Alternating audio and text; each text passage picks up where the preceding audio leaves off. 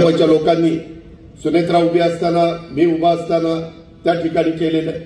आता तिथं मिळतं जुळतं घ्या आणि तुम्हाला ऐकावं लागेल.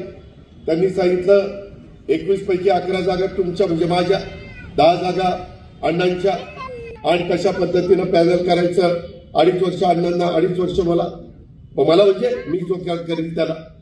त्यामध्ये काही कारणांनी काहींनी ते नाकारलं. का नाकारलं मला माहिती नाही. खरं तर मी या कारखान्याच्या निवडणुकीला उभं पण राहणार नव्हतो.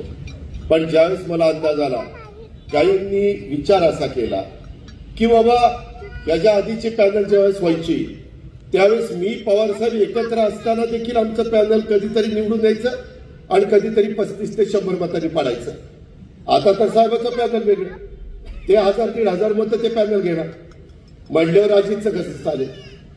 आता मलाही प्रश्न पडला. मी त्या सतीश तावरेच्या कार्यालयात होतो सभा घेत.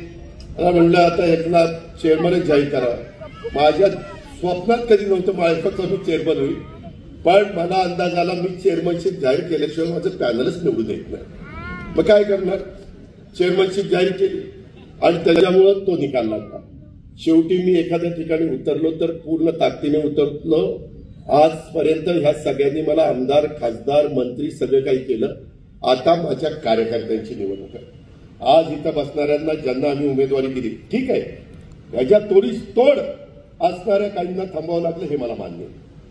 त्याबद्दल त्यांनी नाराज होऊ नये. त्यांना कुठं दुसरीकडे ऍडजस्ट करायचं ते मी करीन, त्याबद्दल काळजी करू नका. पण इथली कामं पारदर्शक झाली पाहिजे. तुमची car, electric panel, data server आगीपासून सुरक्षित आहे का? नाही? मग आजच बसवा F protect temperature activated fire suppression device.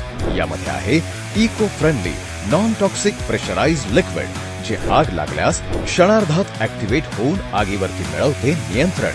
बसवण्यास अतिशय सोपे आणि सुटसुटीत टेकालिपचे एक दर्जेदार उत्पादन एफ प्रोटेक्ट.